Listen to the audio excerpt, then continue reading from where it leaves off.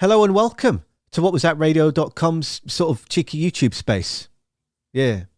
And What Was That Radio is all about discovering modern rock alternative. Nothing older than 2017. 90% of the playlist of songs released since 2020.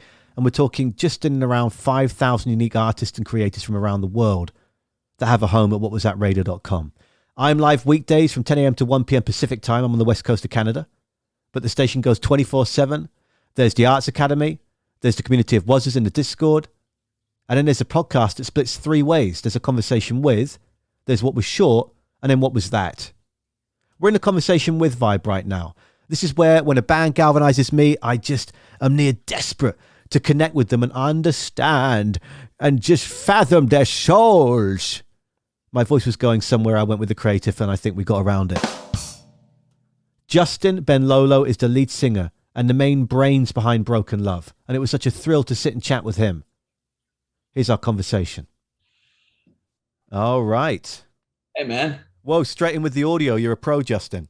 Yeah, just like that, man. Ain't my first rodeo. We are not fucking around here, okay? Dude, that's what I'm here for. Yeah. That's what they call Mr. Don't Fuck Around. AKA don't fuck around and don't fuck this up. So, no, I'll be honest with you. I'm so enthralled to get the chance to chat with you. Half an hour is very kind of you. And, Yeah.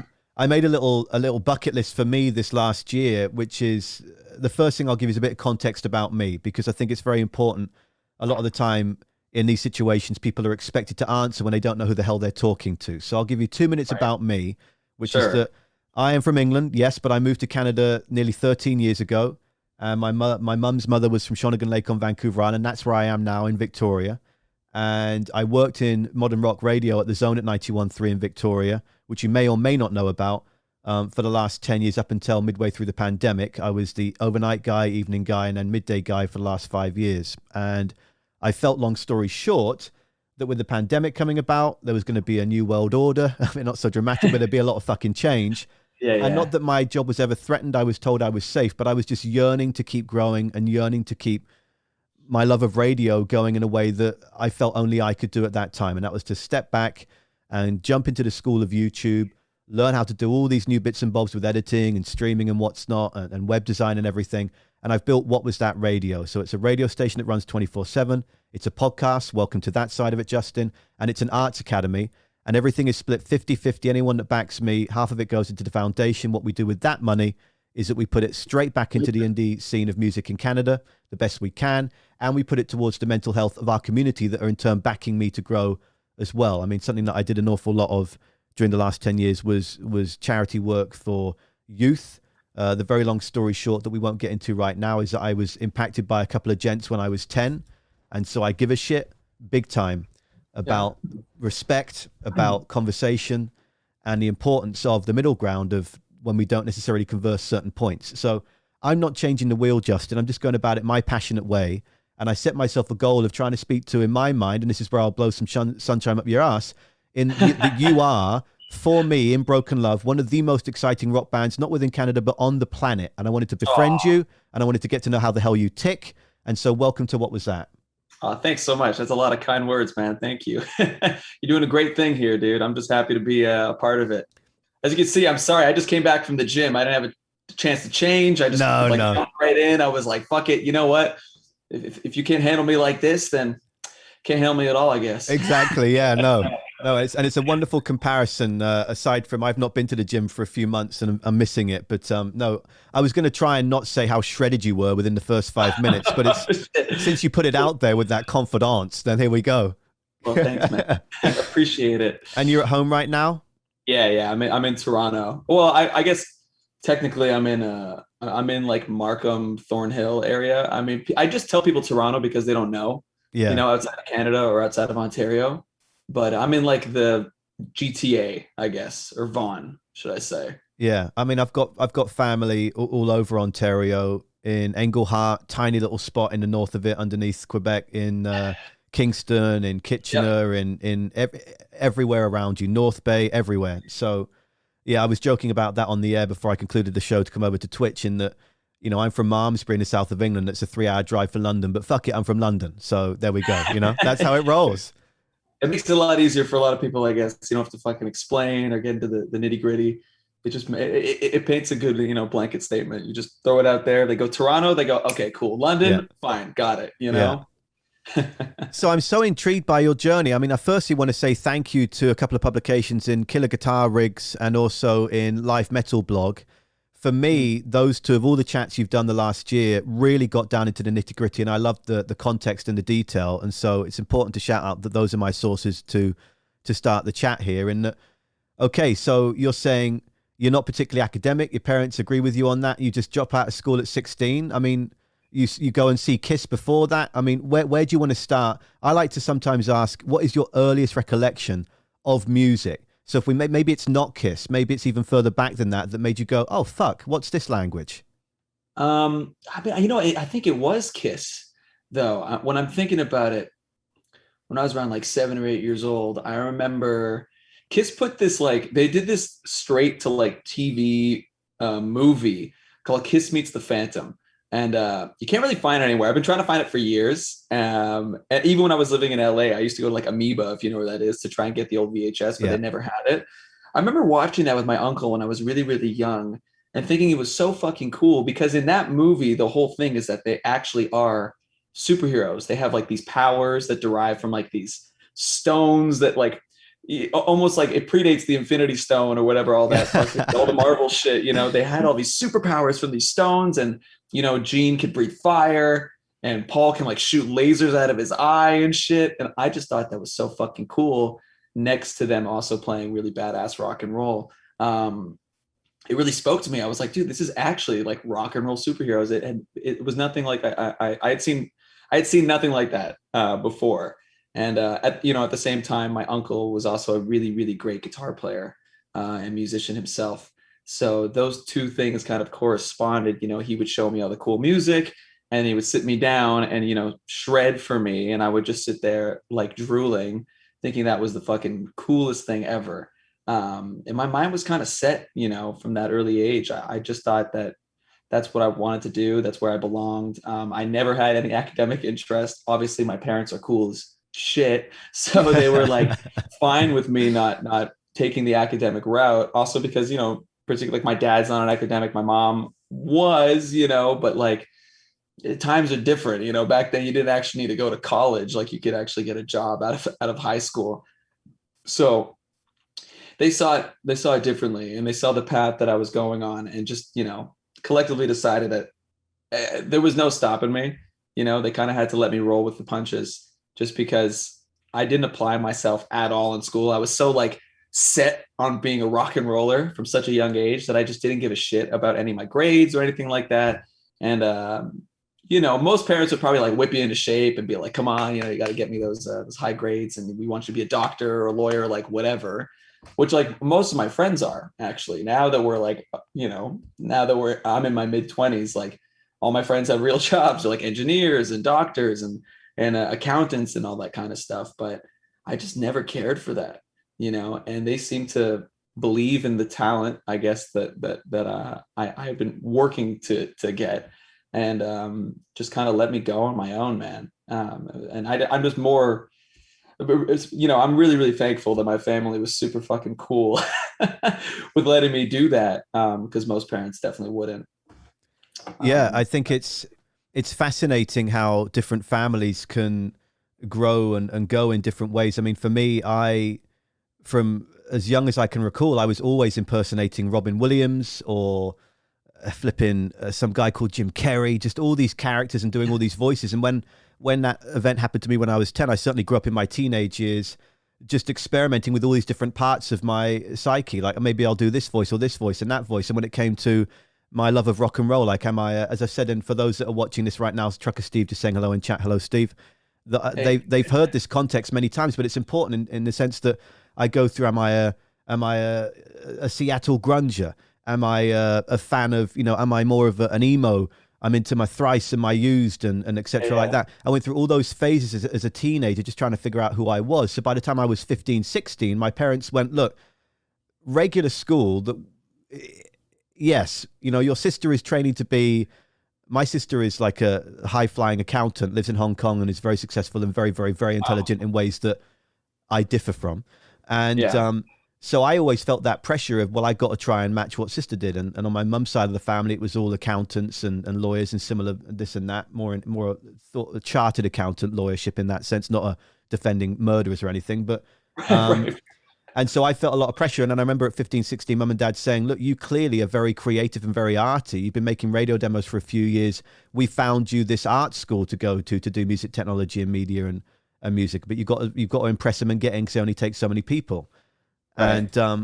And that was strange for me at the time because we were living in my aunt's horse stable because we had lost everything. Wow. And so my grandparents paid for me to go to this school.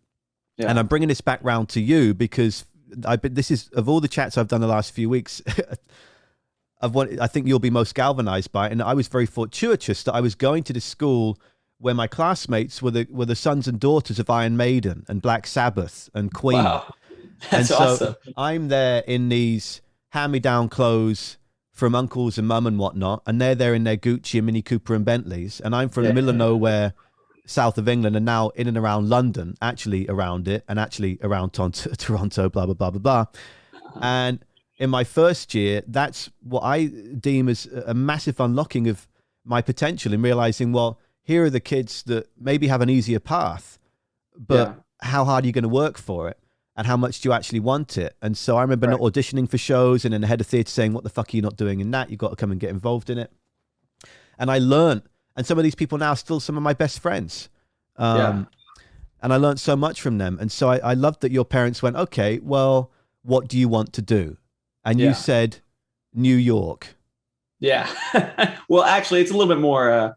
What's the context around that? Yeah. Well, I had been really lucky. So when I was like 11 or 12, my dad's an entrepreneur, businessman, and he has a lot of people that he's worked with his whole life. And when I was that young, I remember getting like, he would tell all of his friends, oh, my son's a musician, he's my biggest fan. I just got to say, my father is my biggest fan. I have the most love for that dude. I mean, he fucking will support me till the day he leaves this earth, man. I mean, he is just the greatest. And I know I'm very fortunate for that. And I just got to drop that real quick. I love my dad. He's my biggest fan. And he was always like, oh, my son, he's a musician. He's playing, blah, blah, blah, blah, blah. He was telling all his friends. And, there was a couple people that would come by to the house and they would be doing their little business shit in like his office. And then sometimes he would ask me to come downstairs and like play him a tune or something, like do like a little like cover on the acoustic guitar.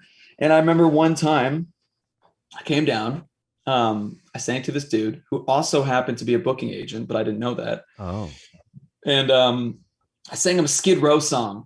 I Remember You. I remember I was like 11 or 12 years old and whatever. I didn't think anything of it. And 2 weeks later, he gives my dad a call and goes, hey, we got a show in West Palm Beach with Akon. Does your son want to open? And that was like, oh, what the fuck? Out of nowhere. That was like really the first gig I ever really did. So obviously we're like, yeah. I mean, Akon was the shit at the time. He was massive. Yeah. So we went down to West Palm Beach. I did this thing, I played a couple songs. It was me, my uncle, playing guitar with me. And then our friend Brett was playing a keyboard. And after that, it was this crazy thing, like Akon's production company, like signed me to this production deal. And I moved to New York when I was 12 years old. And we made like, man, I want to say we must've done like 70 or 80 songs, but very like Disney, like candy, pop, and as you would as a 12-year-old, who the fuck is going to take a 12-year-old rock and roller serious? At the same time, I always wanted to be a rock and roller, but obviously, the world wasn't going to accept like a 12-year-old kid whose balls had dropped and hasn't lived any experience. Like what was I going to write about? I didn't know anything, and I ended up shooting that down. I remember we would go into all these record labels, and Disney was like interested in all this shit, and I would go into these meetings with these high exec people, and they would be like, oh, this song's great, love this, blah blah blah, you're gonna dance, you're gonna do all this stuff, and I'd be like, no, check out this. And then I would play them all this like folky kind of acoustic stuff that I had been writing with my manager at the time, and it was totally different from any of the stuff that we were working on at the studio with Akon's people. And it kind of, it obviously creates confusion for the people that are looking at us because they're like, oh, this kid doesn't know what he wants. So how could I work with this kid? Because it seems very convoluted and too messy, to touch. Because that was probably right around the time, like in the late 2000s, like or early 2010s, where a lot of labels were expecting you to do a lot of the developmental work. Like you had to put all the time and the money and the resources into doing it, and you just show up with the finished product, and they just kind of give you the stamp, buy everything, all your rights, and then put it out. Yeah. So it was probably right around the time where they expected you to do it. So I don't think they wanted to fork more money into, having me find my sound or whatever.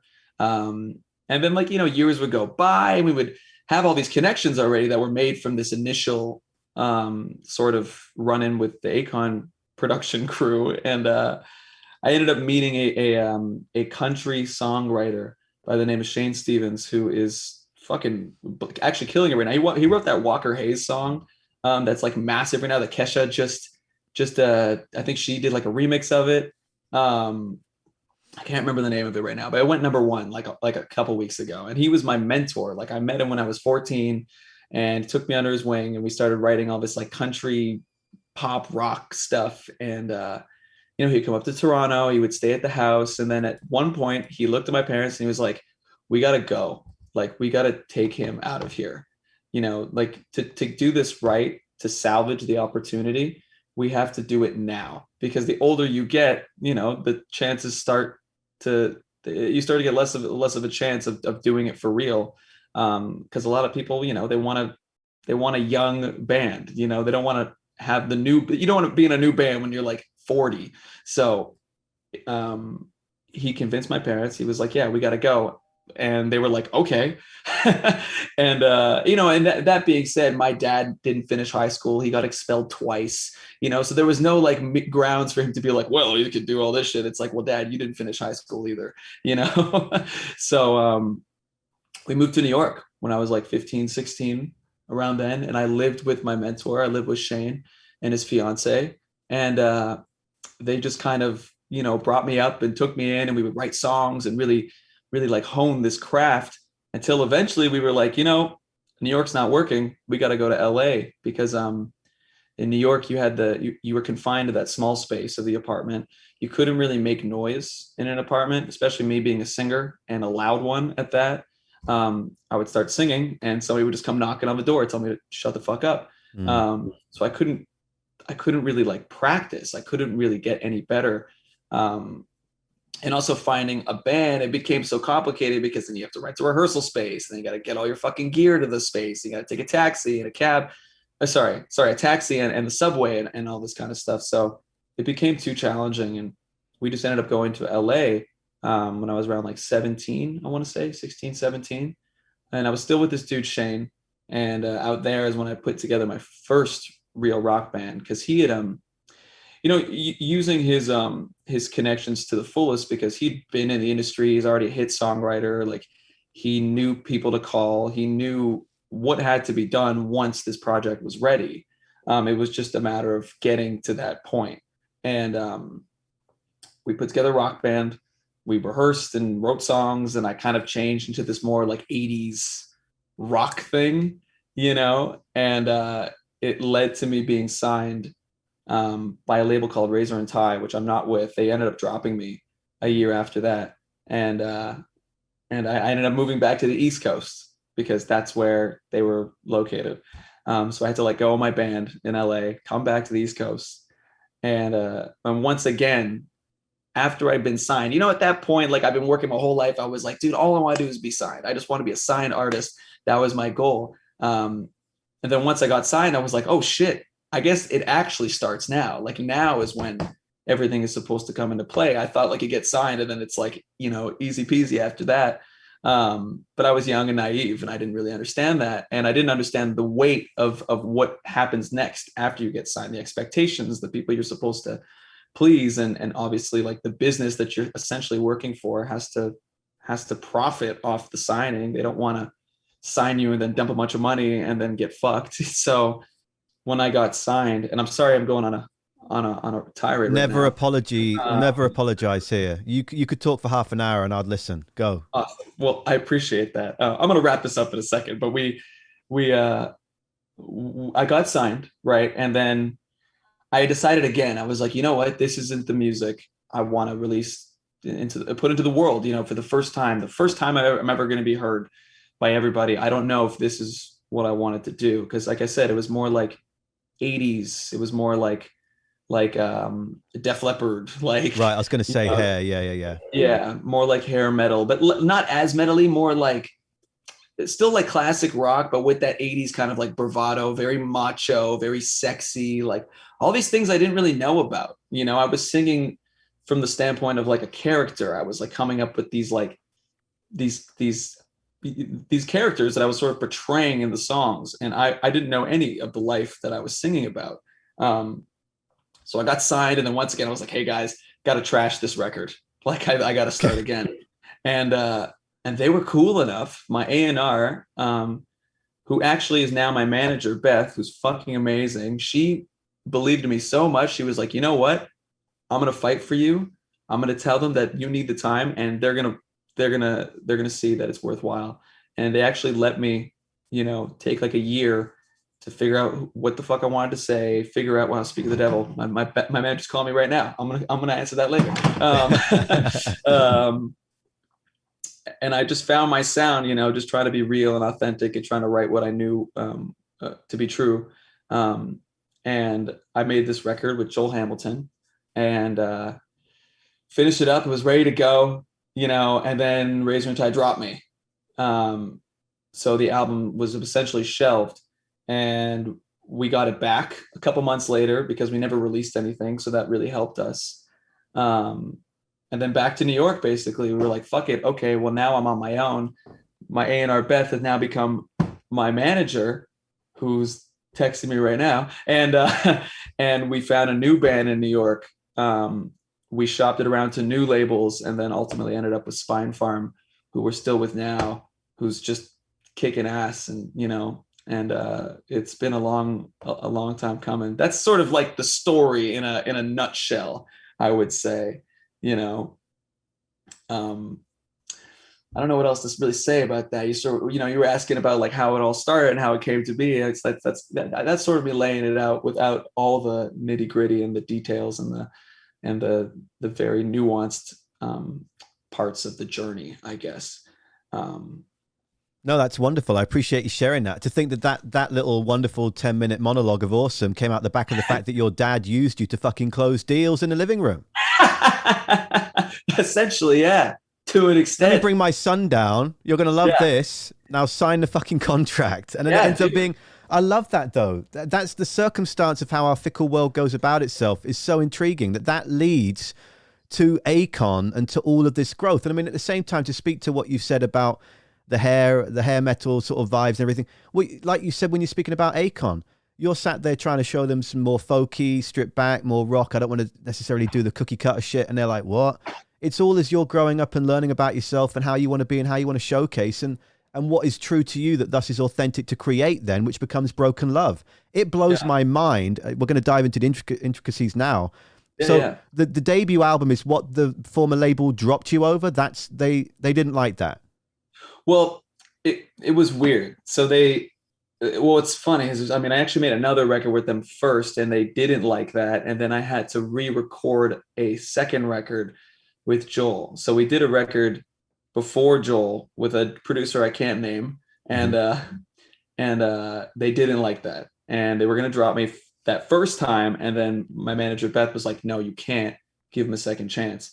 So then we did the record with Joel and it ended up kind of tying into this moment where the label I was on was doing a merger with a bigger label. And then the bigger label at that point had just bought out the whole label. So like essentially like 90% of the roster got dropped. The fact your creations didn't even matter. It wasn't even a part of consideration. And it sucked, for a moment I was considering like, fuck, is this it? Like, is that it? Did I just lose my shot? Like, do I have to hang it up? I don't know who's going to help me anymore because now I have this record that at the time I didn't own it anymore, like they had paid for it. So they own the rights to that album. And I don't know if I was going to get it back. And it was all this hard work that I thought was going to be wasted. It was years and years and years of hard work and honing in this sound and this thing that I wanted to do, all to almost be, taken away from me. But, like I said, my A&R Beth, who became my manager after the fact, really, really like spearheaded the whole thing and helped me so much. And we fought, we got a lawyer and the whole thing involved. We got the album back. And, you know, when Spine Farm found us, it was like a match made in heaven. I mean, we've been with them now for like 3 years, I want to say. Um, and they're just doing incredible things for us. And I couldn't be more thankful for my team there. And the fact that this is happening, you know, the fact that people are coming to see us, the fact that people listen to our music, it's insane to me, you know. I mean, I remember being a little kid listening to like the Foo Fighters on the radio, being like, holy fuck, I mean, I can't believe, you know, the sound of this. I don't know how he does this. I don't know how the guitars sound that way. I don't know how you make any of this happen. And here I am essentially like kind of doing that now. And it's just been years in the making. And every day I wake up and just like count my blessings for the fact that I get to say I play music for a living, and not as like, you know, like a cover band on the weekend. Like I'm in a band that people for some reason fucking care about, you know? So it's just amazing, man. It really is amazing. Well, cognizant of Beth, who I'm so glad fought for you, you please check the phone and check that you've not got to do something for her right now, because I don't want to hold up. We are all good. Okay, sweet. Yeah. No, I love right there is the reason why people are into it, Justin. Your passion, you galvanize people, right? This record for me, it's the biggest thing that I say in every chat that I have with people, because it's what's led me to want to converse with them in the first place. Authenticity.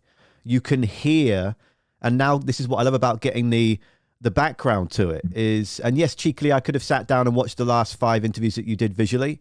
But sometimes with bands that I've never spoken to before, I don't want to see that. I want to read a few bits and then just show them my energy and then see how we connect and converse. But everything to that point is what's led to the record that is one of my favorites of the year, and that rightfully so is getting the interest that it's getting. I actually realized terribly, I'll be honest with you, that last week I put out a quick, just a quick Instagram. Here's what my favorite albums are of the year. I've got a blog coming next week, and I actually forgot to put yours on it. So transparency is key, but it's absolutely on it, because I don't want that to be later on down the line. You're like, this fucking guy sold me a sack of shit, pumping me up and then doesn't back it up. So that's important to let you know. Man. I was pretty horrified when I saw that when I woke up a few hours ago.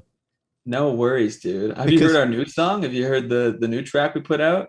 Oh, Dead Weight? Yeah. Yeah, that was the song of the week. I have a song of the week. That was song of the week 2 weeks ago. Oh, yeah. Oh, thanks, man. Appreciate that. Yeah, and there's actually let's get into that. There's a difference between how you went about things. I mean, initially you're in New York, and for the most part, you said in interviews that other than vocals, most of it is live to tape with the album. Yeah. And why did you want to do that in the first place? What was the impetus behind that? Well, it really wasn't up to me. So it was interesting enough. Like when I had, met Joel and we had kind of talked about making the record, and he agreed to do it. I didn't really know, like he's kind of a busy guy. He's kind of a mysterious dude. So like I was trying to get a hold of him before we got into the studio, but we didn't really have a lot of conversation about what was going to go down. And when I showed up, he was like, all right, so this is what we're going to do. This is the live room. This is the board. Here's the tape machine. And I was like, hold up, wait, we mean tape machine? He's like, yeah, we're going to do basic tracks to tape. I was like, what the fuck? Like, that's insane. Who the fuck does that anymore? But I was like, I'm game. I mean, because that's something I feel like a lot of rock and rollers have always wanted to do, or maybe modern day, young guys that didn't get the chance to grow up in that, in the golden era, I guess, of rock and roll recording. At least for me, I've always thought it was super cool because I love bands that can really fucking play. I know so many bands and I've seen so many bands that play with so many tracks and, and do the Pro Tools version shit, and they could just fix shit and beat detect all the drums and all the guitars and all the guitars and bass is like amp modeling, and the vocals are tuned to shit, and they're singing line by line like that. While it serves a purpose, while I think there's still great songs that come out of that, I'm not knocking bands that do that, because there's definitely something to be said about that process. And if it works, and people like it. That's really all that matters. I just can't do that for myself. It needs to be real. And I feel like I would lose respect for myself, like if I had sunk to that level, I guess, in my mind, not not that I'm saying that it's the inferior way of like recording or whatever. Um, I just love that Joel presented me with this opportunity, and less of an opportunity, more of like a no, this is what we're gonna do, and it sort of lit a spark inside me, because once that comes into play, it's like, okay, well, now we have to play to the best of our abilities. We have to fucking play. There's no other choice but to really fucking play, and it really, it made for something special. I think it created an urgency in my mind that I don't think you see or hear a lot nowadays in rock. Yeah. And I love the imperfections of it. Like, I love that there's songs I hear where, like, I'm a little flat, I'm a little sharp on some things. Maybe like the guitar was a little like behind the beat in this part, or the drums actually like kind of go out of time. I love that shit. That's what makes it real. That's what makes it human. Nobody's perfect, man. And I hate subscribing to this idea that music has to be like perfect. I was actually, speaking of that, like, I was watching I watched the new Beatles documentary, Get Back, over the past couple of days, which is absolutely fantastic. I recommend that to everybody. And then after that, I checked out the first episode of a thing Paul did called Paul McCartney 3-2-1. And funny enough, actually, Joel, who did my first record, is the lead engineer on that, which is fucking crazy. And Paul said something really interesting about writing catchy songs, and then about something about how perfection didn't matter in the day, because there was nothing perfect out there. So you could, like, it was perfect compared to what? Like, what was actually good? People didn't know what in tune, fully like perfect in tune singing sounded like. Nobody knew what, really clean, compressed, like all the right frequencies pulled out and accentuated in guitars sounded like. Nobody knew what perfectly on time drums felt like. So in that time, you can get away with a lot more, when nowadays, I feel like I could play somebody who's not really into the older kind of music that I love, some stuff. They're like, oh man, he's not that really great of a singer.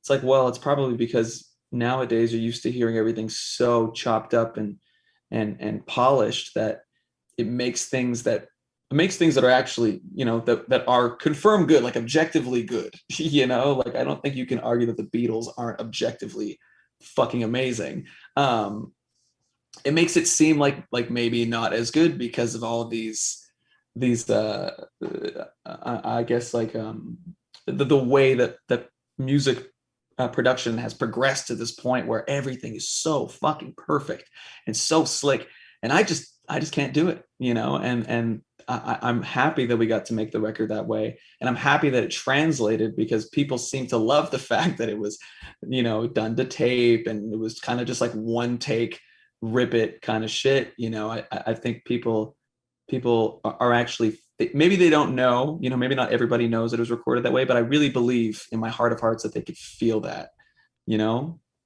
I agree, because it's the authenticity, right? I mean, it sounds like, from the way that you answer that, Justin, that it was just a case of initial shock that Joel wanted to go to tape, and you were like, well, fuck, you didn't tell me to prep for this. But it's not. But it's not Yeah. that. It's not that subconsciously you were against that, because the way you've just spoken so eloquently suggests that. Again, that's why I want this conversation. What has led to this conversation is that it's the authenticity. We've seen all these shows. Again, it's something that I go over again and again in these chats. And there's the two prong to this point, which is that, number one, I feel the pandemic has forced artists into new ways of creating. That's obvious. I'm not going to get an award for that statement.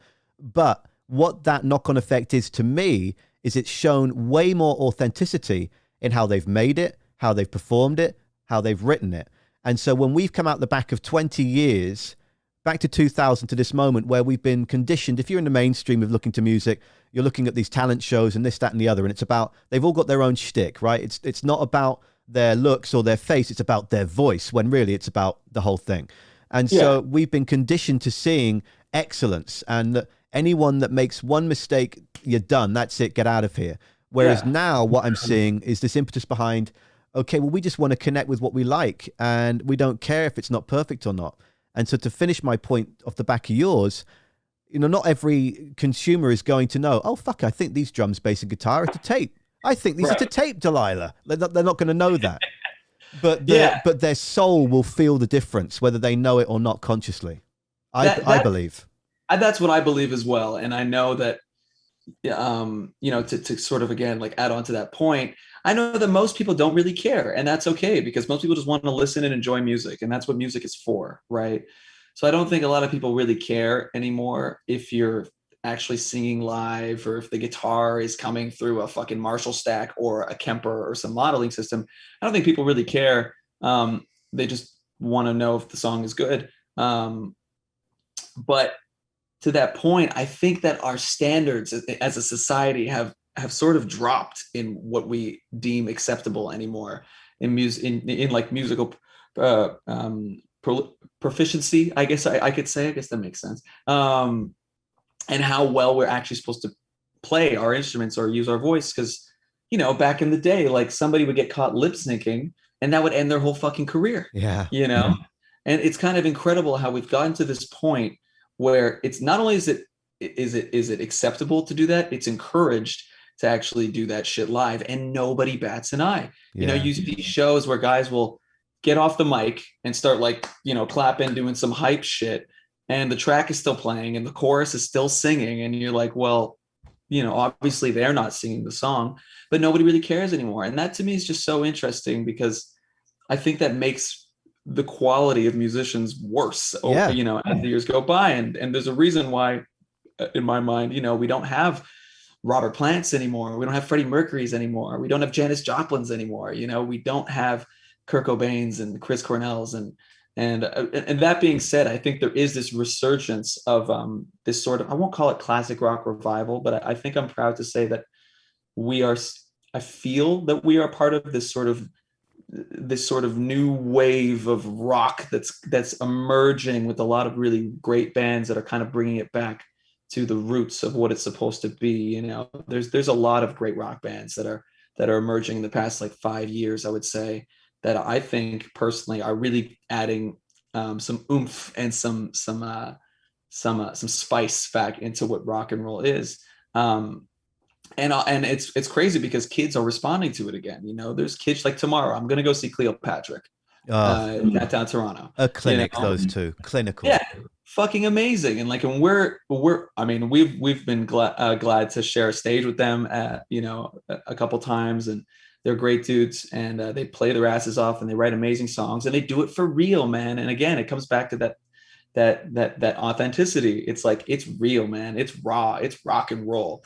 It's everything we love about rock and roll, without all the other bullshit and all the other cliches. And the way it was recorded is fucking awesome. It's just them two in a room bashing it out. And there's a bunch of other bands under this umbrella that I think are doing this thing that, in a way, and I'm going to say this about my own band, it's not fresh. I wouldn't say that Broken Love is reinventing the wheel here.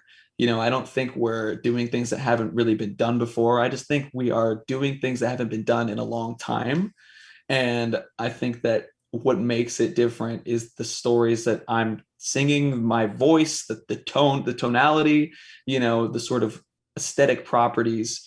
And ultimately, like, if a different person sang in my band, it would sound like a different band, obviously. So I think the voice is very, very important, not to like, No, it is. And you're a very fucking talented guy. You're allowed to pat yourself on the back. It is important. Yeah. Yeah. And I don't mean that in like a, look at me. I'm just saying that, like, to me, what I've always loved about rock bands, and like what was such a defining characteristic of, like, a lot of those old great rock bands that we love, was they all had fucking killer, iconic, singers that had these very, very unique voices and very unique deliveries that really transcended those generations, and we still talk about now.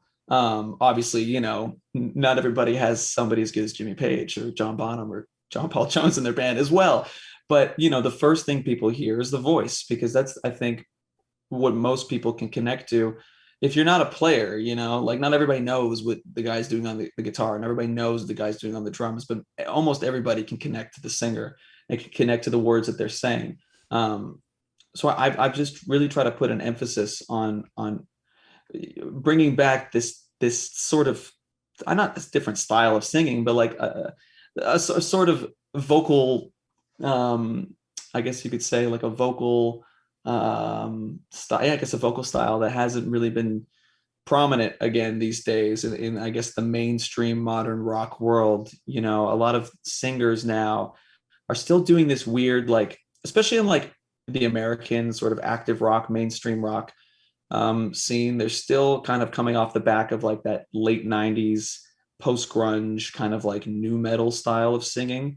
And it seems very cookie cutter at this point. Like, I know you don't sound like that. I know nobody actually sings that way. Um, and I feel like I have grounds to say that because I've been a trained singer for over 10 years. I've trained I've done opera training. I've done contemporary vocal training. I've done a lot of training, and I feel like I might be qualified to say that that's not what your voice sounds like. And I know you're putting on a little bit of a show here.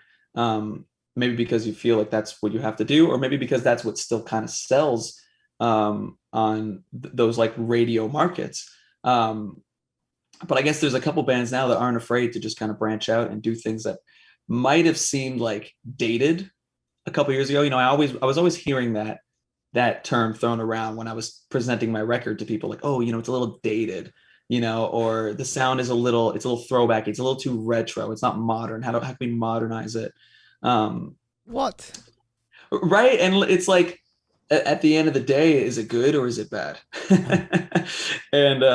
And it's funny because when those conversations were happening, now all the really big rock bands that are emerging, you know, like, I mean, whether you like them or not, like a Greta Van Fleet or like Royal Blood or Highly Suspect or, you know, even Glorious Sons in Canada or Cleopatra or Crownlands. Crownlands, like Bluestones, all these kind of bands that are sort of coming up that are young and powerful, like kind of have this retro thing, you know, to an extent, I guess, but with this modern twist of it being modern stories, you know, young kids from the modern era, you know, that's what makes it modern in my mind. And even modern production quality, sure, there might be a guitar that sounds like a 70s fuzz thing, but it's still recorded through the modern, you know, the modern system that we do through the fucking computers and the fucking, you know, the plugins and all that shit. You know, it's like, I think that's what makes it modern. It's just funny that was what was being why it was being shot down in the first place was because it was too dated sounding. Yeah, I'm going to interrupt because you've inspired so many threads of thought that I don't want to forget 18 of them. So number one is a whimsical comment, a cheeky comment in the sense that how do you protect your vocal cords? Do you put a bottle of empty whiskey or full on your throat with a 200-pound dumbbell and then do some sort of back push-up? How do you retain the power that you have in there day after day? Well, I appreciate that. That's funny. I do vocal exercises. I mean, when I'm off tour, I just generally try to not, you know, I don't go to a lot of loud places. I don't scream at concerts if I'm going. I don't smoke. I mean, I do Juul, but whatever. This is like, I'm still trying to get off this, but like, when I'm on the road, you know, I don't drink any caffeine. I don't drink coffee because that dries you out. I warm up before I get on stage. I warm down when I get off stage. I have these steamers that I use. I'm always steaming before or in the van if I'm feeling a little dry. I'm always doing things to keep my throat moist as well. You know, there's like little tricks you can use. You could like suck on hard candy. You could drink like pineapple juice or things like that are kind of like, they're really hydrating and they're almost a little viscous, so they coat your throat. There's little things you could do here and there. And then of course, like, you know, all in all, the thing that helps your voice the most is knowing how to actually sing properly. You could do all these preventative things. You know, you could drink hot tea with lemon and gargle salt and do this, that, and the other. But at the end of the day, you got it right there. At the end of the day, what's going to protect your voice is actually learning how to use it properly. So I just have to really thank my teachers for providing me with the training and staying consistent with me to help me, you know, be as consistent as I like to think that I am. Because there's no, you know, you can't polish a turd. You know what I mean? Like if it's not, if you don't go to the root or the foundation, you know, and make it stronger, you can only kind of, there's only a few ailments you can actually, you know, use or utilize to help maybe bring down the inflammation, all that kind of stuff. But the way I keep on top of it is really just because I've been training for so long. And now at this point, um, it's become almost subconscious. I don't have to really think about it anymore. But it's just like anything else, man. Like the more you do it, you get better at it. But there's a right way and there's a wrong way to do it. And learning improperly will only fuck you the longer you do it, Just trying to do it right the first time around is obviously the right thing to do. It's just obviously it takes a lot of time. It takes a little bit of money, unfortunately. But also you said something not too long ago. It's like, how bad do you want it? Do you want to be a professional singer? I think that if I honestly, every tour we've ever been on, I always become like de facto vocal coach guy, because I'm pretty much the only guy that's ever been like trained on any of these tours we've been on, because a lot of rock singers don't think it's very cool to get vocal training, which is a bunch of bullshit, man. If this is going to be your career, if this is going to be your life, if you want to do this into your 40s and 50s and 60s, if you want to sound as good as Bruce Dickinson does, now into his like 60s or something like that, you got to take care of your voice and you got to learn how to do it properly. And I think that, the investment is worth it for the long run, because once you fuck this up, you don't get it back. That's the truth. It's not like, breaking your hand and then you can, once it heals, you can get back to playing. Once you fuck your voice up, that's it. It's done. Like it just changes, Now let's turn sorry. I was going to say, what was No, I'm just saying, I know I'm talking a lot, but I'm engaged in the conversation. I'm having that's a good thing. If you weren't saying anything, I don't think we'd still be talking. That would be clear. But the biggest thing is you talk as much as you want to share. I'll listen the whole time. I'm just learning about someone that I've wanted to learn about. So there's no time limit on it. I mean, Jody, my partner upstairs, posted about 10 minutes ago when we were talking about aligning with how you go about your work. And she said, quote, "Love this topic of the chat because it's aligning with how you go about your work." Brackets, John.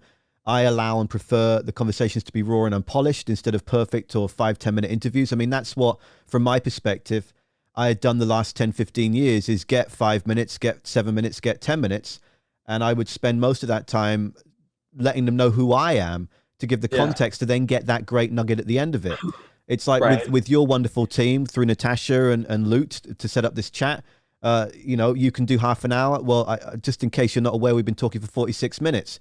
Oh, and so, I could do as long as I don't care, dude. I got nothing to do right now. Well, no, I mean, that's what welcome. And this is great, because one thing I want to turn our focus back to, and that's why I wanted to just cheekily put that whimsical note about the fact that you clearly work out and you look after your voice and respect your body, which is key. And like my partner Jody says upstairs, you've got to listen to your body. I think that's something that I've learned a lot from her the last few years and being with her. And she's got a 7-year-old son, and she will say to Harley, and she's posting through his account, Harley Nug, so that the chat put the 2 and 2 together here. She'll say, listen to your body. Do you need all that food on that plate, or do you need that whole treat that you yearned for all afternoon and after the hike we get back from, And that's something that has become a staple to me. Listen to my body. But to go back to you talking about, and it's something that I wouldn't say necessarily grinds my gears. It didn't wind me up tenfold, but it irks me a little bit in this narrative the last several years in commercial radio, in commercial, just anything to do with writing about bands and supporting bands in any which way of the media, in the whole rock is dead chat.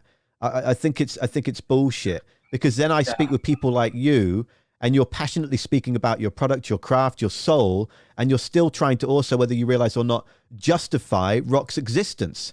And for me, that's why I stepped out of commercial rock radio, because I love radio. I've got nothing against it. University to mainstream to internet, hello, welcome. It's all powerful in its own way of how they can affect their own communities, whether that's the millions or the hundreds or the tens, whatever, and all in between, because passion will always find a way to connect, support passion. That's my outlook. So for me, I was growing very old of playing only the same 4 songs in high rotation, only the same 50 songs in gold. And for me, what was so cool about the band I used to be in is when we got radio play, and we would record. Jordan and I'd play drums. He's a guitar player, and would split his rig to do guitar and bass. We had bass players and whatnot, but it didn't quite work. We had a synergy. We went with that. We would record live off the floor, and then Ali would come in and throw the vocals down.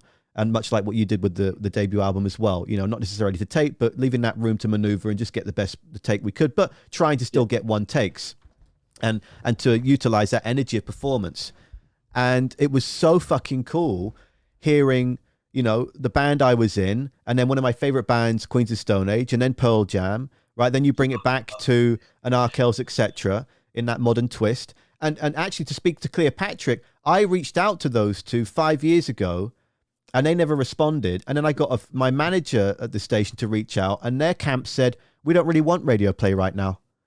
And I thought that was marvelous. I thought that was brilliant, because there are so many bands I've spoken to in the last year since I've started What Was That, where they go, well, we're just trying to write this kind of song for this grant or for this station or for this network.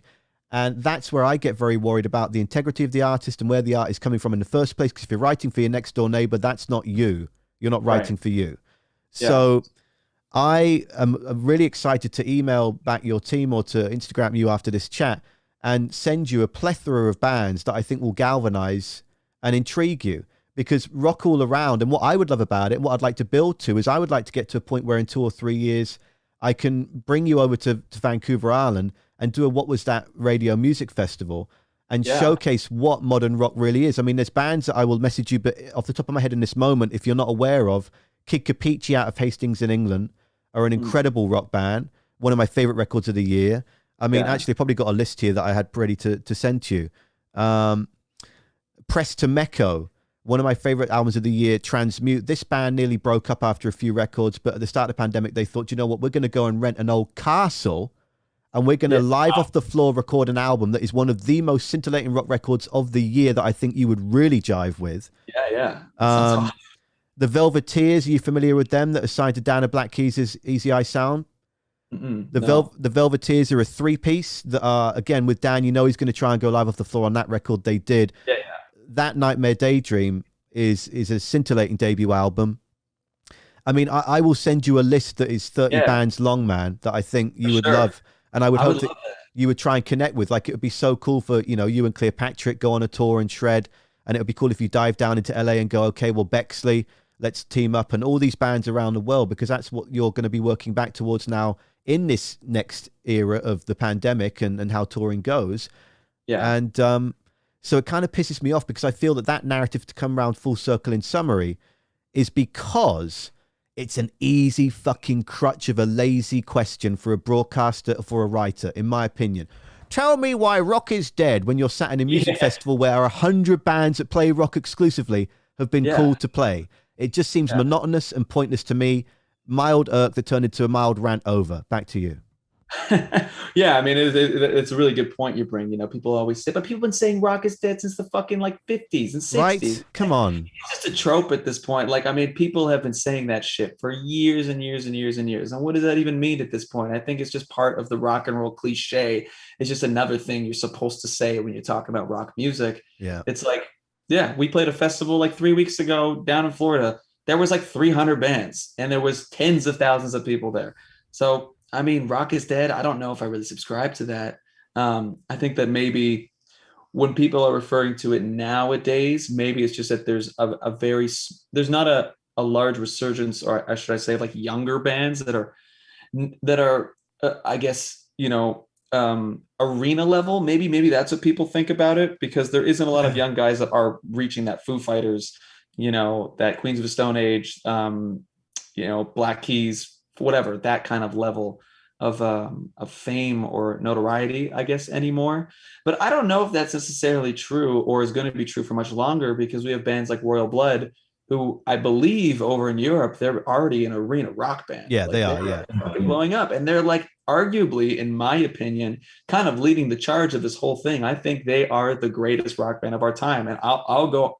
You know, I'm putting that on the record. Like, I believe that they are the greatest, and they're doing something that's so cool and so fresh and so different that it's obviously working, and people are responding to it, and that is just inspiring to me. I mean, they're one of the reasons I started doing what I'm doing, and why Broken Love became what it is.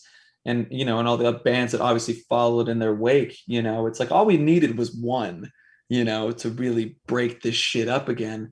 And I think they're sort of leading the charge. And, you know, and I hope now with all the bands, like I said, like Cleopatra, again, like all these bands that are sort of coming up is only going to start an even larger wave that's just going to keep fucking crushing, you know, and just keep coming.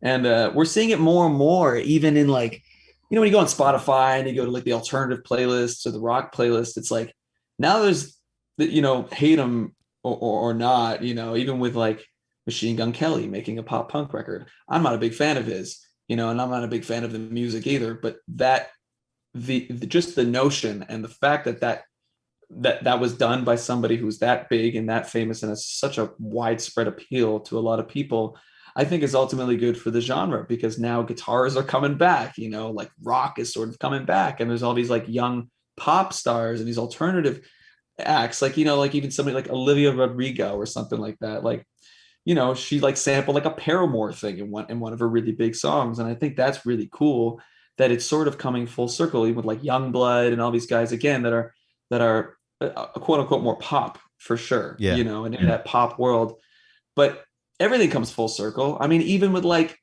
this is not necessarily rock, but like with what Bruno and Anderson .Paak are doing with Silk Sonic. Yeah, it's brilliant. It's brilliant, dude. It's fucking amazing. Like that's probably my favorite record right now. Since it's come out, I haven't stopped playing it. It's sort of coming around again, like and when I say real music, I mean people playing their instruments. That's what I mean by real music. I'm not saying that is quote unquote real music, whatever, take that as you will. But I think these things are sort of coming back in circles, and it seems that rock is almost on the up right now, because you're seeing it more and more. I mean, dude, Greta Van Fleet won a Grammy last year. Yeah.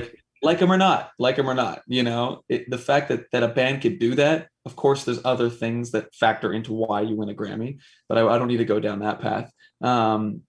It's still cool to see. It's still cool to see that somebody that's young. It's not the same old fucking, like legacy act that wins the rock, album of the year, because that's what happens every year. It's the Foo Fighters, AC/DC, Deftones, Tool, whatever, you name it, like it's always those bands. You never see new young guys that show up and actually take the prize. And whether or not you believe the Grammys mean anything is like beside the point. What I'm saying is that it's cool that a young rock band could come and do that. And in Canada, having young rock bands, like I think Crownlands won the Juno last year or something for Best New Artist, and then JJ Wild won it or something the year before or something like that. Like JJ was this year, I believe. Yeah, I think. Yeah. So then I might have gotten it backwards then. But that's just cool to see, especially as a young rocker who had felt discouraged, growing up and being told that the sound I was trying to do was a little too dated. That just helps, again, light a fire under my ass, know, because it seems that people are paying attention again, and people are showing up to the shows again, and the right people are coming to the shows, because one of my biggest fears with a lot of the tours that we have done is we usually go out with older bands that have been around for like 20 years. And we're just grateful to be on the road and being put in front of people. But obviously, the audiences are a little older naturally, because the bands have been around for a while. And it would make me a little nervous that maybe we're just going to attract older fans, because the generation that they came from actually had rock music.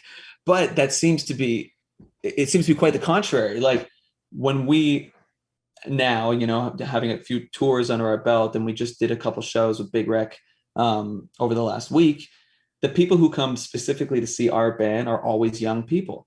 And that's really cool for me to see, knowing that we're actually reaching the, I guess, quote unquote target audience or whatever, or that young people are still responding to what we're doing. So I don't buy that shit. Basically, just coming full back around, this whole fucking rock is dead, blah, blah, blah, blah, blah. I get asked that all the time. What do I think about it?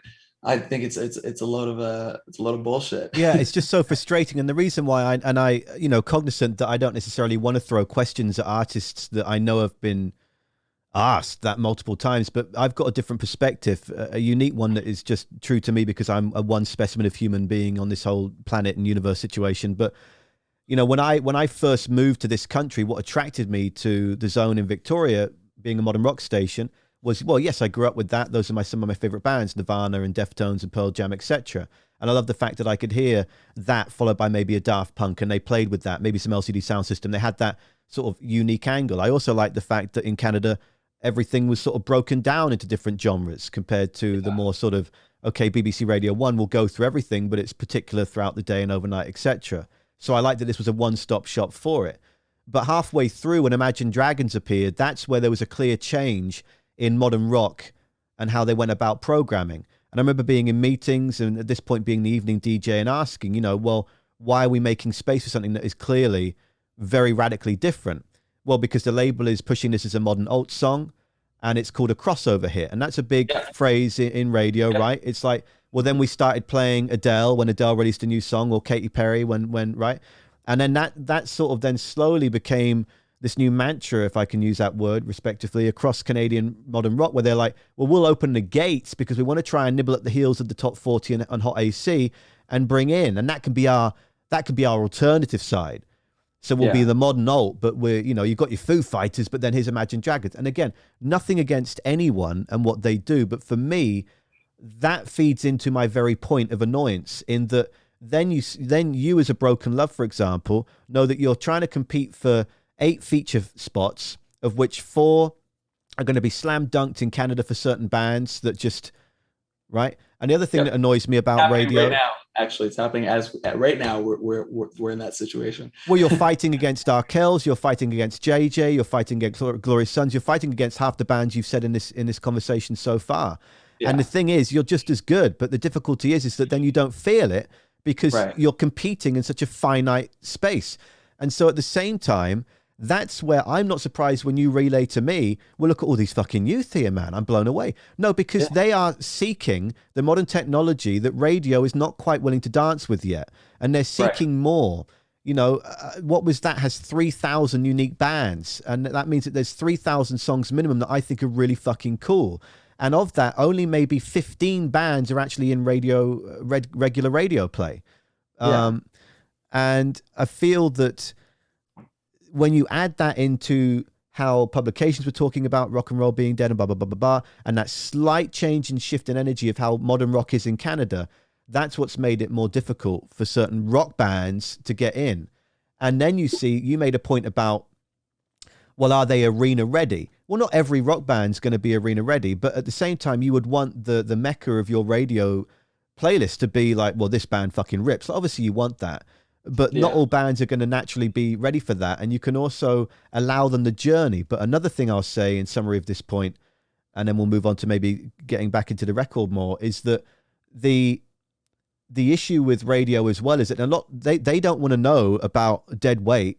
They want to know about what the third single is in 3 months, because if you get in, then they're going to hold your spot and they'll flip it out in their car. So we'll go from Dead Weight to Flies to Shot Down to I Can't Lie to whatever it would be. And it just holds your marker. So then you in this moment, as your face gave away, like, it's a fucking process. You're now clumped and you're underneath bands that are going to release a new album in February. And therefore, you're probably not going to get anything serviced now other than features. But features still get you on their playlist. And that's key. Yeah. I mean, that's what we're doing right now. That's the name of the game. We have the first single now that we're pushing. We have Dead Weight. And then, we still, you get the conversations with all the radio programmers and whatever, like, okay, well, what's the next single? Then how are we going to set this up? Because we've already serviced the next single. I can't tell you about it. I'm not going to tell you the name yet, but it's already good to go, Yeah.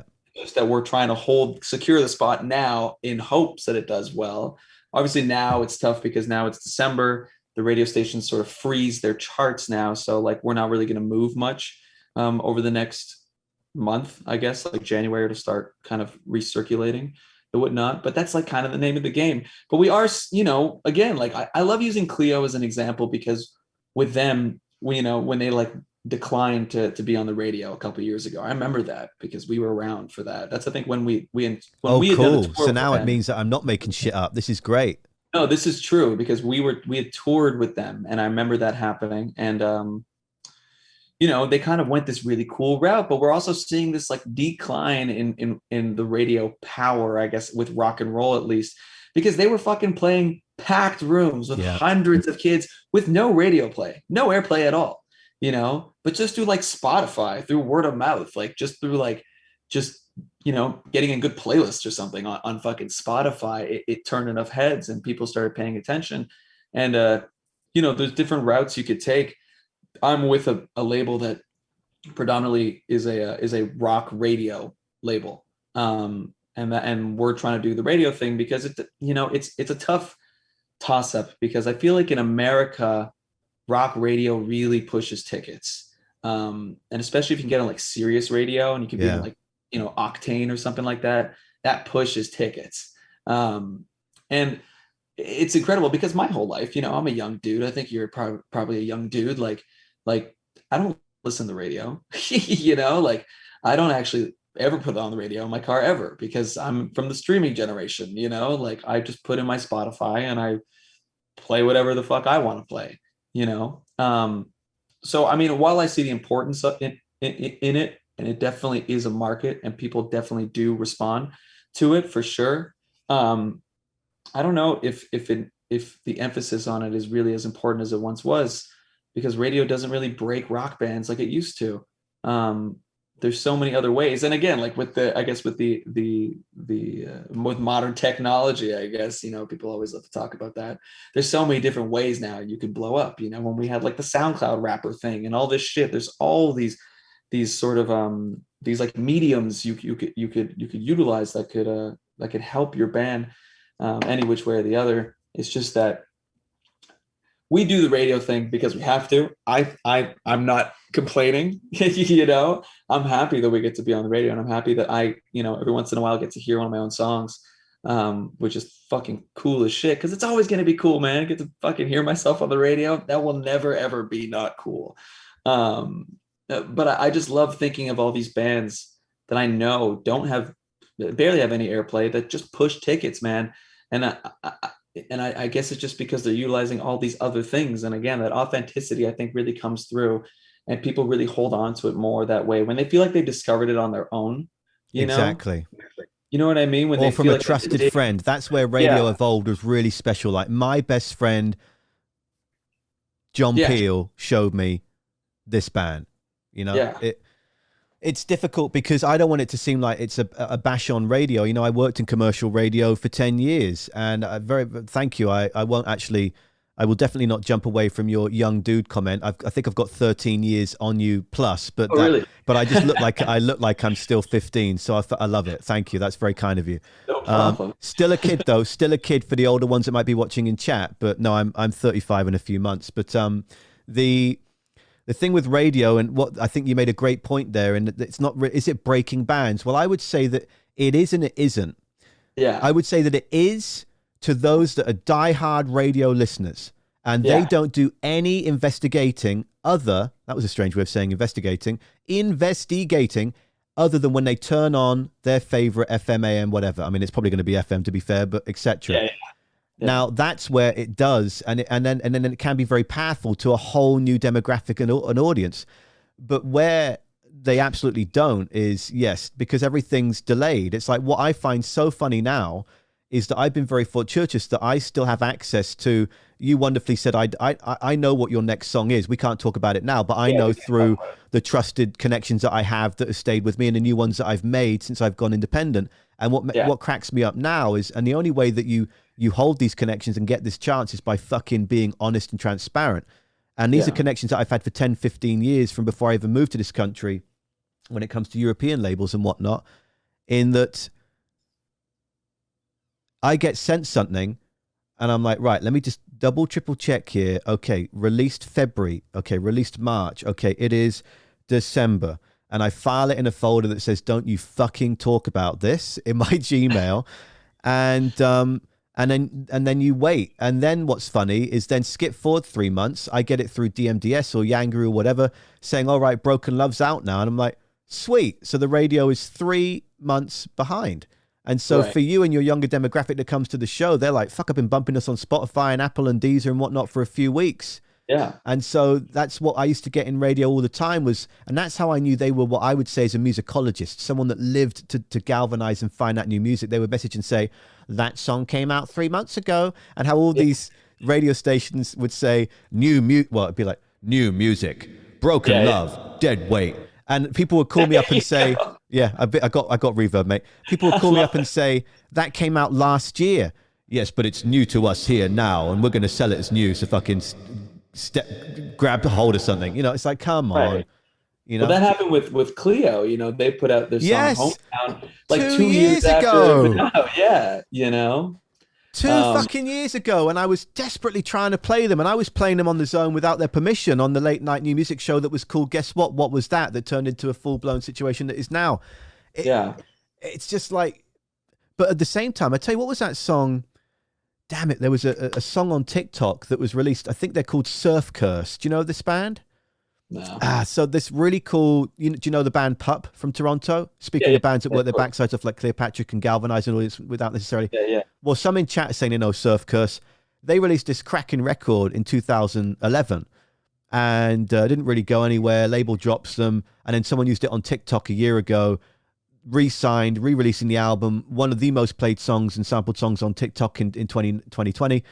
I mean, it's bonkers. I mean, Hotel Mirror and Mother Mother here in Canada, how TikTok has impacted them is bonkers. Anyway, that's probably a whole other conversation. But there's the point being, there's tools to galvanize. And so while radio is powerful, and I don't want it to seem like I'm shitting on it, where I come, I'm not either. No, I know you're not. But where I come back to is that what I would love is if an Indie 88 in Toronto, or if an Edge, because Indie 88 appeared to challenge the Edge and say, remember what you used to be. And so in the career that I used to be in commercial radio, people would say to me, oh, Indie 88, my boss used to say, who I love to bits, and I call him my Canadian dad. Oh, they fucking play everything. Yeah.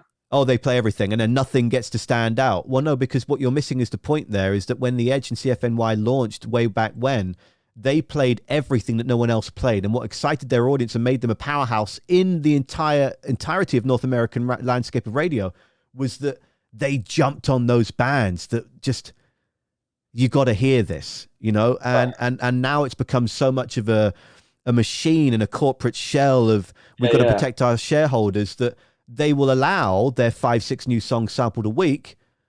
And there's even radio stations in Vancouver attached to the company I used to work for that would do a new music, win $100,000 towards creating your record through this performance project, but we're not going to play your songs after you've won it because it was just to get the license.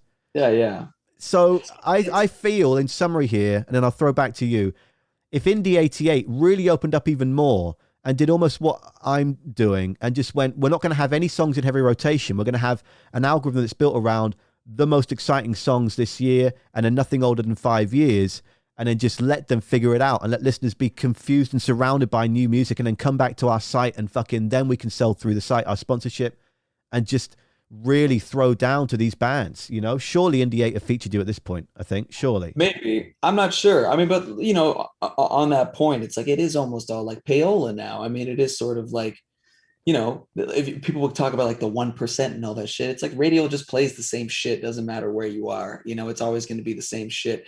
Like I was listening to a great conversation with a friend of ours. His name is Matt Pinfield, and he from the 90s, he was on MTV. Like he's a really big deal at the time, and he was a radio programmer and all that stuff. And he was having a conversation with, I'm not sure, I was listening to a podcast on Spotify, and he came from that golden era of like 90s, sort of like that grunge, that grunge shit, whatever. And they used to break bands because they would find a band that they loved and then just start playing them, because they loved it. And that doesn't really happen anymore. They were saying if they were radio programmers nowadays, playlisting would look a lot different because, it would be more diverse. They'd be playing things they actually liked. Now you just kind of get the same template of who you got to play and you just play it, and I think that, with younger people, at least, like, everybody's kind of clued into that by now. Like, that's why young people, I don't think, really listen to the radio. It's, we love the playlists on Spotify and Apple Music, like whatever, because at least in there's a little bit of diversity. You could see all kinds of bands of all different statures, sort of coexisting in all these playlists, and you could personify them. People can make their own playlists and you could follow their playlist and blah, blah, blah, blah, blah, blah. But I don't really know what I'm trying to say here. It's a very interesting world. That being said, I would love to be one of those bands that eventually ends up on heavy rotation and you have to play us all the time. Like, I'm not going to complain. Yeah. You know what I mean? Like, that's sort of the devil and angel, It's like, if we ended up as one of those bands that was just in constant rotation and was just like always on the radio, fuck yeah. Like, I'm not going to say no to that. I would absolutely love that to happen. But there is a part of me that's like that just sees the progression of what of what, what it's become, and how sort of, I guess, like, no, I'm not going to say unfair it is, but just how the machine sort of works, I guess you could say, and how it makes it a lot more difficult for new young bands to sort of break out in that, on that format, at least. Yeah. And I think to put a bookend in this point for anyone listening to this now or later on, there's, just so you're clear, there's usually a 6-week delay between when it's live to when it's podcast. And you also clear it and it gets sent back to everyone, and they green light it before anything goes anywhere, because it goes back to, again, trust, authenticity, and clear communication. In that you are the artist I'm trying to elevate, and if you feel that somewhere in this you're like, fuck, I don't want that, well then we remove that and we make sure that you're comfortable, because we are trying to elevate you. But Yeah. the bookend point to that is that for anyone who's in a band that is like, well, how do I fathom how this fucking shit works then? How do I get involved in that? What you need to look for is a music director that is willing to converse with you. Brian Boitano, that I used to work with at the Zone at 91.3 in Victoria, Vancouver Island, Canada, the world, is someone that would have bands come in several times throughout the year, and he would teach them as if they were going to be his assistant. This is how I build the schedule. This is how I'm influenced by higher ups or lower downs or all in between. This is how I take listener consideration into account. And that helped 2 or 3 bands tenfold, because at the same time, if you weren't signed or you didn't have management or your wonderful team around you, you might consider, well, maybe we'll go and get a promoter. Maybe we'll pay this person 5, 7 to 9 grand for a 6-month campaign and see what we can get. This person had these bands that got radio play, so we know that when his voice is listened to, it's respected, and maybe we'll get a feature, and that's to just get us in the door, get us to wedge that shoe in the door. And then if you get nothing, you walk away thousands of dollars in debt and very fucking jaded about a system that you tried to understand and no one ever really explained to you. And so for any bands out there that want to harness the power of radio, which whilst it might be a fickle thing, well, there are many organizations around us and systems that are very fickle and interesting to try and control and best fit us and the communities around us. But go and knock on the door. And if you've got a music director that opens it through email, right? Email them, I guess, in a pandemic. Don't fucking show up at their house. But if they seem open to it, then dive in and go. But if they don't, then I would say they're either extremely busy or they really don't have much say in where they are and they don't have anything they could pass on to you. So just keep going around until you find those people. Because I know bands like the Matchstick Skeletons, formerly Head of the Herd, with Newman, one of my best friends, who he came to the Zone 10 years back and said, I'm about to launch a debut album with my band Head of the Herd. I want to fucking know how this stuff works. And so similar thing with Brian and co. He goes back, then he creates his own independent company to service through Yangaroo and DMDS, which for people in modern rock and radio portals in Canada, they're like, oh, how did this band get here? I'll instantly take them more serious because they seem to have educated themselves on the proper way of servicing it, even though there's not really any proper way. But it certainly helps. It's all those small increments that can produce a potential end result. Anyway, I think we should stick a pin in the chat about radio there, because it's not that that was just something that I wanted to approach with you, because you are so fluent in how you converse. You make your points very well. You're very eloquent in when you've spoken in interviews. And I feel that there was some angles of those points that were maybe slightly not opened up.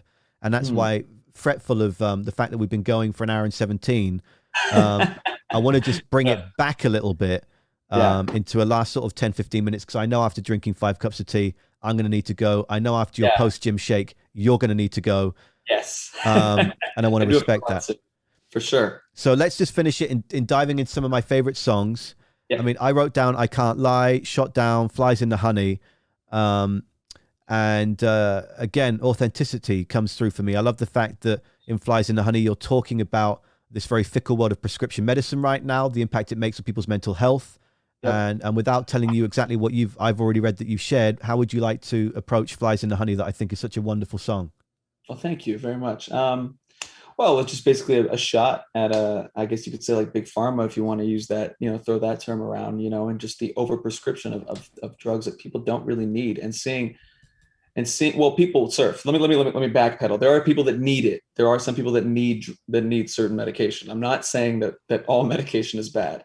But specifically when I was writing that song and thinking about the stories, I was seeing it in university culture with my friends. And seeing them being prescribed all these, go pills and all this shit that when I had sort of experimented with, drugs and shit back when I was a little younger, like I I had seen how some of these things that were getting prescribed worked in a different context, you know, going out and partying, and then imagining how the fuck they work in, the academic sense. And then seeing some of my friends sort of go down this, as people like to say, like the gateway, there's gateway drugs and all that kind of Yeah. shit. I'd seen people, go from just popping like, a Ritalin or two, like when they had to study, just crushing them up and then snorting them, and then eventually just doing cocaine, after that.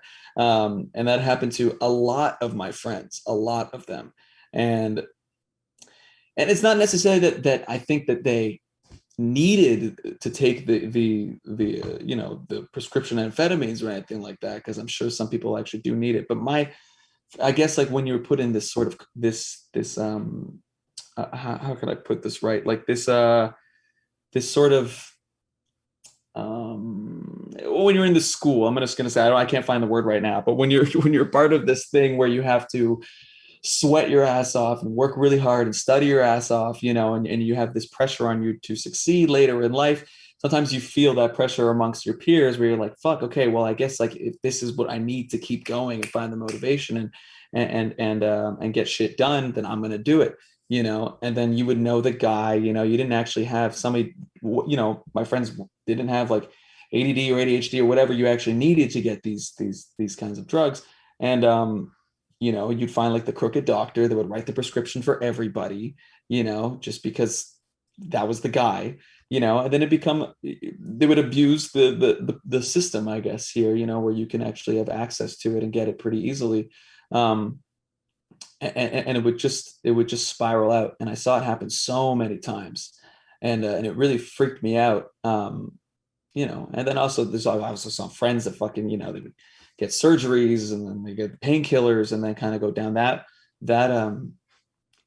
rabbit hole as well.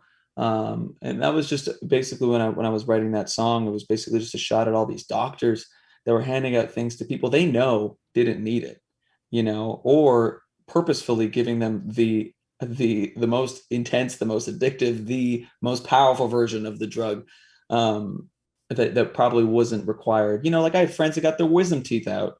When I got my wisdom teeth out, they gave you like some Tylenol threes, like whatever, like the standard shit. I had some friends get like Percocets and Oxycontins and all this shit that's like so absurdly strong, shit that has ruined lives, has ruined some of my family members' lives, has ruined friends' lives, like shit that I wouldn't say fits it doesn't fit the diagnosis. If you get your wisdom teeth out, I don't think you need fucking prescription heroin to help with the Well, pain. yeah. It's so nonchalant though. Yeah. It just feels like, well, everyone wants the best thing now. Everyone wants the most shiny thing. Everyone wants to be perfect. Everyone wants to be healed immediately. So let's just go ahead and give you something that would usually put out a fucking T-Rex, put a T-Rex on its asshole for 2 hours out cold. Let's give you that after you've had a tooth extracted. My dentist, when I got a wisdom tooth out a few years ago, was like, here's what we could offer you. I don't want to do anything than just numb your gum. And if you can do this with nothing, that's great. And then you can take some paracetamol or whatever, but I don't want you to take any T3s and gunk up your gut or anything like that. And that's why that song stood out so much to me, because I've seen friends way back when, before I moved here, I didn't go to university either. And a lot of them did, and they were doing exactly what you just fucking described. And by the way, that's 17, 18, 19 years ago, and our two stories combining, not a lot has fucking changed. If anything, it's got worse. And then even when I moved to Canada, and friends of mine here that are in their latter 20s, early 30s, going to do their masters. And only a few weeks ago, and I won't say my friend's name, messaging me and saying, I can't stop taking this enhancer. I can't stop it. Yeah. I'm putting it in my smoothies. I'm putting it in this. Another friend saying I'm addicted to now like nasal sprays and cleaning out my nose. It gives me a kick. And just these little crutches that we all form in our own way. And it can be so dangerous, so dangerous. And that's what really pisses me off, is that word that I just said, the nonchalance of how we go about, in this instance, in this realm, just prescribing and next stop, take this, get out, come back. If you really come back and said it didn't work, then fuck, we need stronger. And how much stronger are they going to get? Right. I mean, it's just you know, I mean, it's, I don't know what else to say about it. It's Yeah. just that was very moving to me, seeing that experience. And like I said, you know, just to finish it up, having experienced, you know, because I've dabbled a little bit, and I'm not really weed. I'm not a drug guy. I don't really like experiment. I don't even smoke weed. You know, like I used to a lot, but I've kind of grown up a little bit. Trying these medications, I guess, from the doctors, you know, in different contexts, you know. But that's what really opened my eyes. I was like, oh shit, this is for partying, and this is for this, and this is for that. I would never think of using it in the context that they were supposed to, they were being, it was being prescribed for, you know. And that was when it was sort of, you know, drew the line for me. And I was like, okay, maybe this is a good thing to write a song about. Yeah, well, I'm glad you did. Full transparency, I would class myself a grown up, and I do smoke marijuana.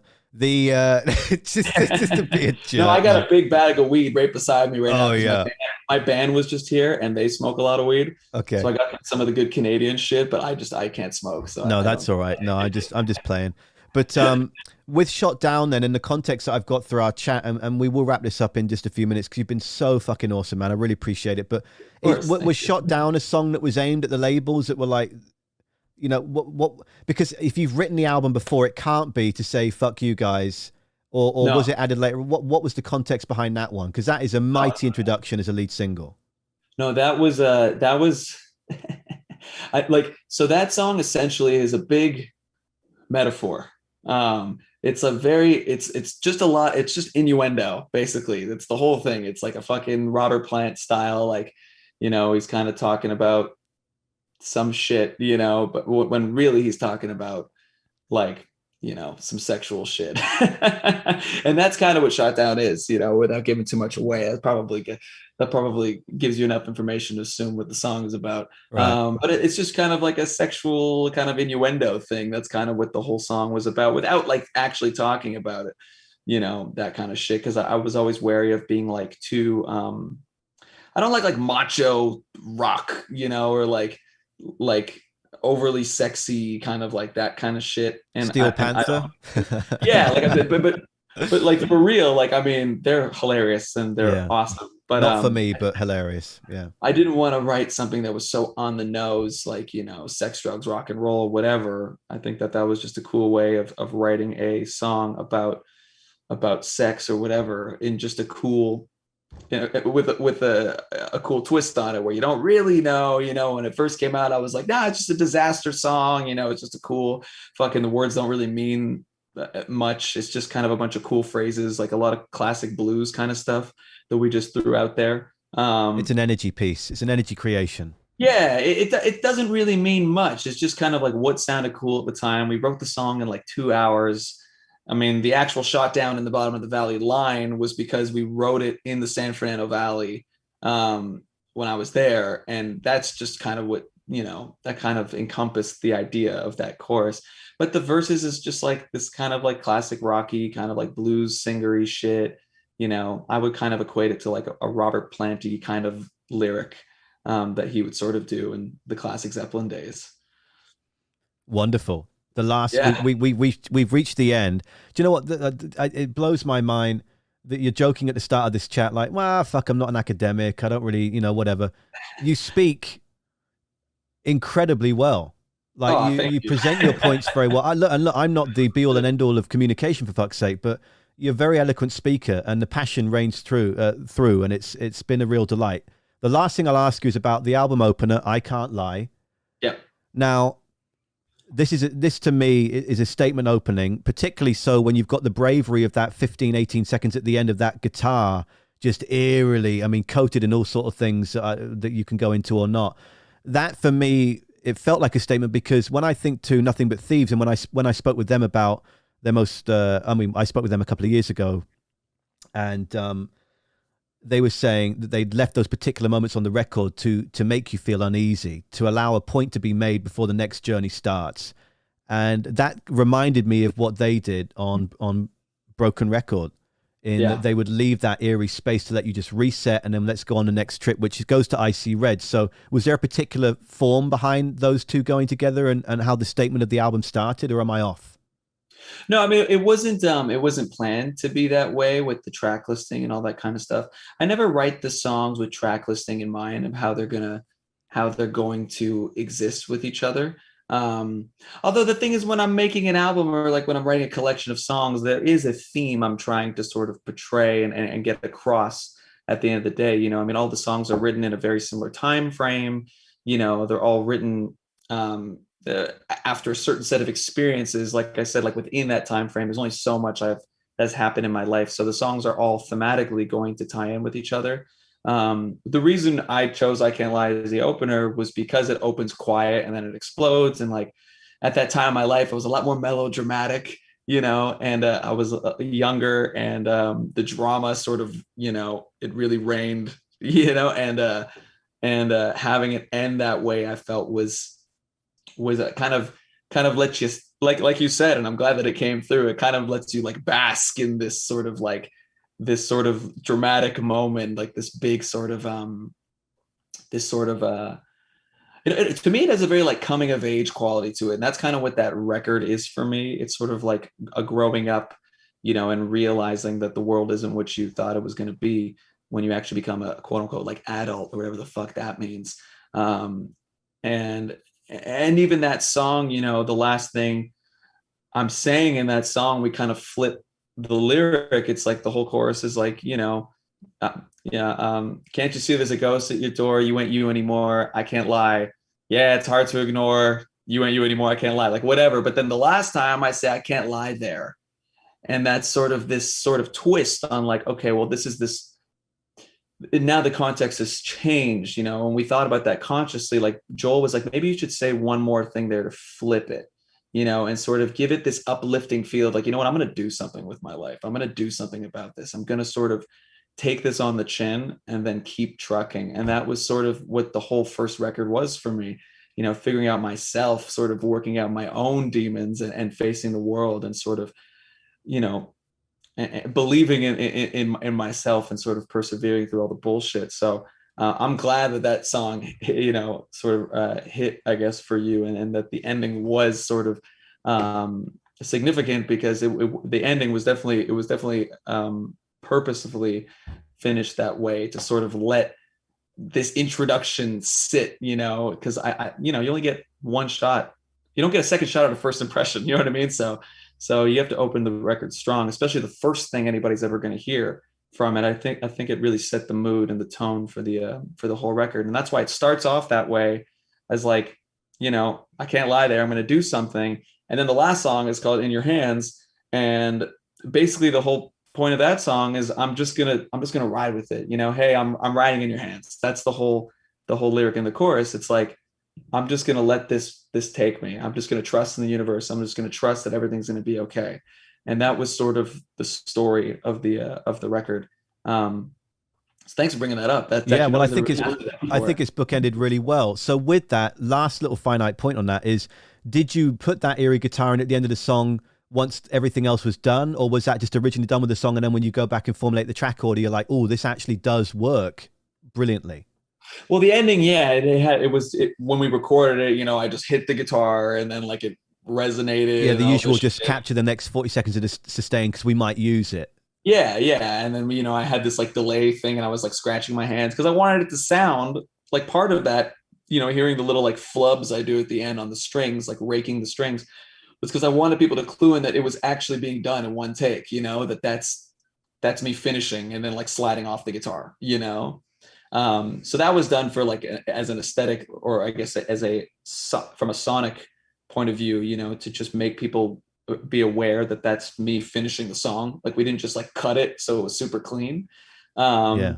But I didn't know it was going to open the record. I mean, originally I think they wanted Shot Down to open the album when we were having conversations with the label. But generally, like, the lead single doesn't open the record. And I just thought it made sense thematically when I was thinking of the story, because there's a loose sort of concept through the record, and when I really spent a lot of time, thinking about track listing at once after the fact, because I know it's going to work. I just don't think about it initially, obviously, because the songs are all written at different times in different orders. but yeah, and also a lot of the things we consider, and I don't know. This is one thing a couple producers have taught me is is tempo. You know, like how fast is this song, and then how fast is the next song, so the record doesn't drag.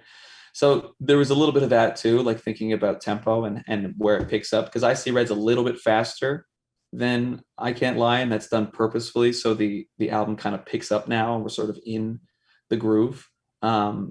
You know, just so it doesn't drag, because sometimes when you finish a record, sometimes the wrong track listing can really make your album seem quite boring. It can.